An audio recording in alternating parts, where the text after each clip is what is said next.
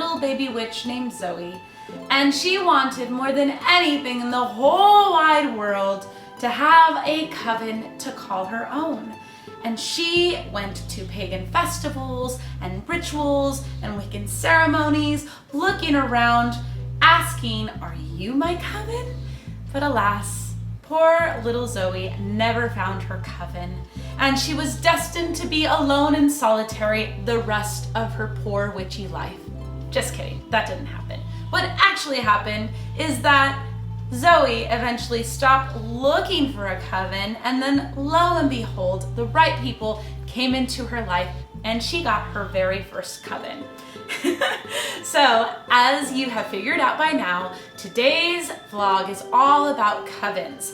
How do you get a coven if you are a new witch and you want a coven but you don't know how to get one?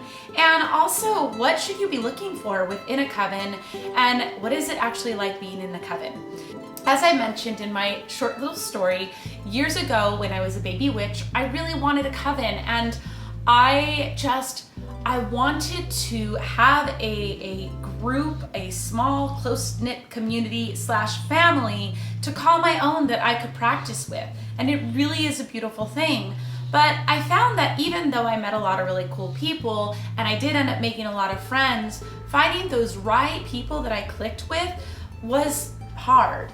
And the reason that it's hard is because when you enter into a coven, you're basically entering into a spiritual relationship with these people. You're creating a small little tribe or a family.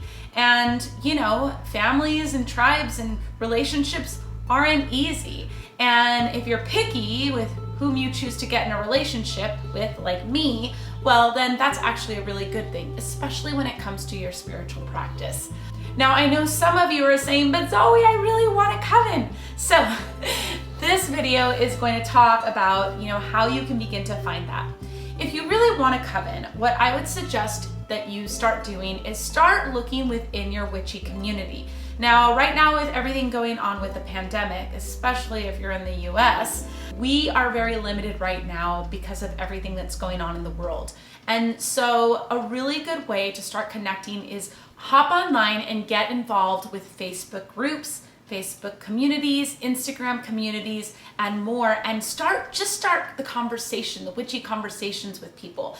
And look for those people who resonate with you and talk about your practice, talk about your craft.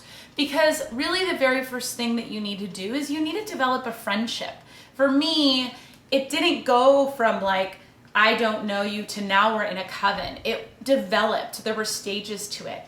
Now I know that there are traditions where there is a very specific path that you're gonna follow, and you may get in a coven right away, and you might not even know the people that well or know them just well enough, and it's through being in the coven and through learning the traditions that you develop that relationship. That's awesome if that's your path, but that wasn't my path. And so I'm talking specifically to those new practitioners out there who are solitary right now, who are hungry for more community. I'm talking to you because I was you. Definitely reach out and start to get involved in as many communities as you can. That being said, as soon as this pandemic lifts just enough that you can get out and be social again, I would really recommend going to pagan gatherings, Wiccan gatherings, ceremonies, rituals, and getting to know the witches in your community. I mean, we're actually in a really cool time right now because witches are coming out of the broom closet in droves, and it is fantastic for those of us who've been on the path for a while now, kind of on our own. It's a really great time to explore your path and to build community. Now, if you're having trouble, there are some spells that you can do. You can do some basic love and manifesting spells, and instead of asking for, setting the intention of attracting a lover, you can set the intention to attract a coven. One very simple one that you can do is on the new moon, get a white or a pink candle. What I would do is get your candle, close your eyes, set the intention for the energy of the people you would like to invite. And you can be specific if you want to. If you want to be specific and say, well, I want 3 other people, I want 2 other people, I want just 1 other person, whatever it is. If you want to do that, you can, but I would actually suggest that instead you be open to finding the right people for you. So I would say set the intention that the right people come with you to help you grow yourself spiritually, grow your practice spiritually, and create a coven and a spiritual family with you. Light the candle, and light the candle for the 3 days following the new moon. And every night, I would do this at nighttime, as you light the candle, again, set your intention. That's all you have to do. It is a super, super easy manifesting spell, like as easy as it comes. And then just allow it to happen. You know, these things are funny because I find that the more you push, the harder it is and the more it's forced. I'm gonna share with you how I started my coven. I actually have been practicing solitary for many, many years now. Probably like 15 years I've been solitary, and it wasn't within the last few years that I actually found my first coven. I did have one coven before this coven, and the way that it happened is we were a bunch of friends, we started hanging out, we were all witches. We started doing rituals together, and then lo and behold, we were like, hey, are we a coven? I think we're a coven. Let's be a coven. That's how it happened. And then we started doing rituals regularly. It was a really great first coven to be in, and while I had a lot of fun, I also really got to know a lot about myself and a lot about my spiritual boundaries, what worked for me, what didn't work for me. And while I deeply care for these people, and they will always hold a special place in my heart being the first coven, there came a point where I just didn't really align or resonate with where they were going, and we parted ways amicably, and it was fine, and I became solitary again. Now at the second coven, I have an event called House of Mab. My husband and I throw events here in Austin, and this is actually a dark fairy event, and I had invited Jeffrey to be the MC for the night, and I had invited Daily South, who at the time was a vampire queen of the Austin court, to come and be a part of this event. And so they were at our house, and we are preparing for this event. I think we were making gift bags for our VIP room. And it was I don't remember the holiday, it might have just been a full moon, but I was like, hey, you guys want to do a ritual? They were like, sure. So we did this ritual, and I have to tell you, at the end of the ritual, we were buzzing. It was so electric in the room. I had never felt such an experience like that in a group ritual. Now, even though I've been solitary for many years, I have gone to public rituals and I have partaken in other covens. So I have been in ceremonies other than, you know, my own solitary ceremonies. So I know what that's like. And somehow, the way we all worked together, it just clicked. And we were all kind of organically high from this experience we had. And we kind of looked around the room and we were like, whoa, after the ritual. And then that's when it dawned on us, hey, wait a minute, do we all represent one of the elements? And then that's when we discovered that, you know, earth, fire, wind, air, water, we all had one of the elements. And so now we are in a coven together, and it is one of the most wonderful, beautiful things. But, you know, while it is wonderful and beautiful, it is also work, because as I mentioned before, it's a relationship. It's a family, or as we like to call ourselves, we're a family. Family, get it? Ah. So we all kind of had to, even though we work really well together, we also had to kind of like each individually set our egos aside and really give space for each one of us to shine. And so please keep in mind that it is a relationship, and like with any relationship, issues are going to arise. I want to talk a little bit about those dynamics. If you are really serious about having a coven that's going to function, the way that this coven that I currently have has been able to continue to thrive and work has been really through me setting aside my own ego and my own priorities for the good of the coven and for the good of the group. And really knowing that this is a spiritual practice. And because it's a spiritual practice, we are all in each other's lives to help each other grow. And the way that I do something may be different from the way that someone else does something. But that doesn't make it wrong or right. It doesn't make it less magical or one way more powerful. We all come to the group with our own gifts and our own experience, and we're all at different points on our path. And rather than have the attitude of like, well, I wouldn't do it that way, instead, you really need to take the attitude of, what can I learn from this? And an attitude of curiosity is how I would put it. Like, that's different. I wonder why they did this. Or that's interesting, so that you can really grow from the coven.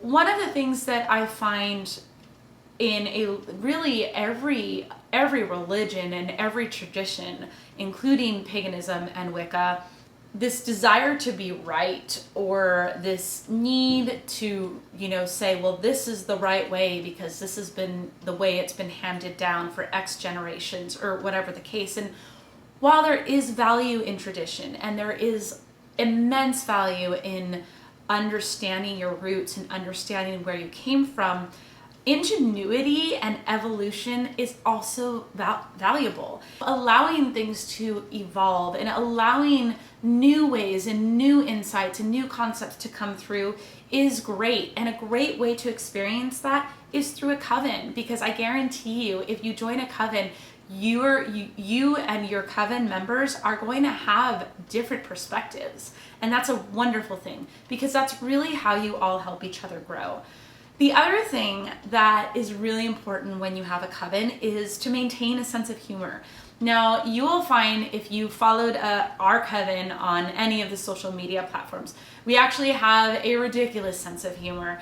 And for me, that's actually really beneficial, because I have a tendency to get very serious in my craft. And so having people around me that have this silly sense of humor and this levity to them balances me. And it's a really wonderful thing, because it brings out this other side of me that I need to remember, especially when practicing spirituality. Because while spirituality is serious and it is powerful and we shouldn't take it lightly, there's also this side to it that is playful and that is fun and that has the potential to be just really silly and wonderful. And so I would say, let your spirituality be multifaceted. Now let's talk a little bit about what you should look for in a coven. The number one thing that I always look for when I am in relationship with people in general is spiritual growth. Like, I seek spiritual growth on all levels. And so I really look for people that are going to engage me in that process. With this particular coven, they, like I said, have a huge sense of humor, and they brought out the lightheartedness in me, the sense of play and the sense of silliness that I really needed to reconnect with, because I kind of had forgotten that side of me. I had been building a business, I had been working really hard, and I don't know, life had just gotten kind of heavy and serious for me. So having these people enter my life that were like goofy and off the wall and zany was great. And that was actually a spiritual growth for me, because it reminded me of, again, being multifaceted in life and being whole and complete as a human being, and having that little bit of mischief is not a bad thing. And so when you're looking for people that you want to be in a coven with, I would really say, ask yourself, are these people that I feel like I could spiritually grow with? And if the answer is yes, that is awesome. The other thing that I would say, and probably the most important thing, the number one thing, is a feeling of safety with your group. Do you feel safe? Do you feel emotionally safe to state your needs, to speak your truth? Do you feel spiritually safe? Do you feel like you're respected, that you trust them and that they trust you, and that you can talk openly and honestly about anything? Because again, things are gonna come up. It just does. That's the nature of relationships. And so when you guys have conflict, are you able to resolve those conflicts and have honest communication? If you're able to have those things in place, it's going to make a world of difference. That's really what I've noticed has been able to hold our group together, because we've had ups and downs, and I've had times in my coven where I've wondered, like, oh, is this, are they sick of me? Or, oh, am I outgrowing them? Or, oh, I've had doubts.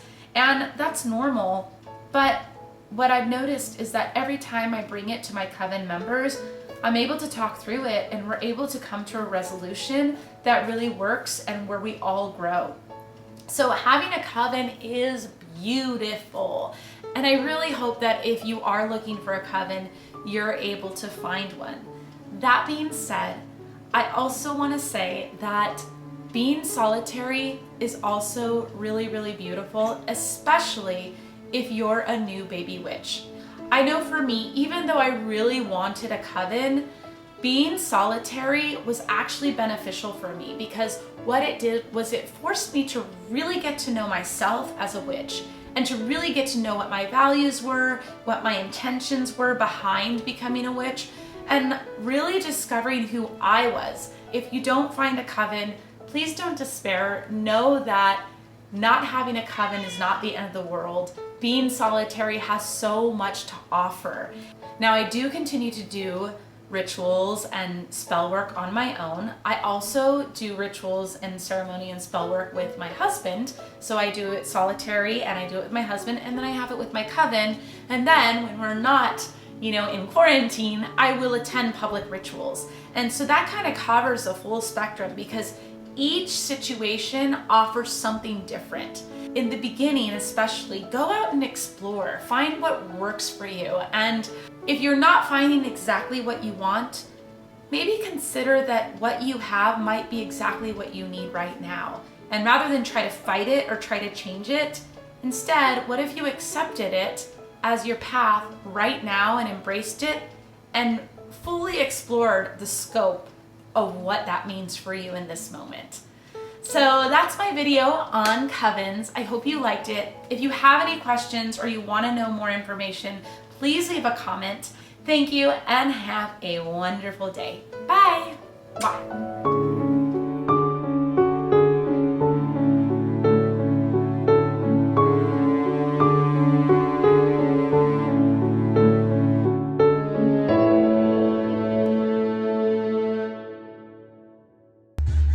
It's not recording! Yeah!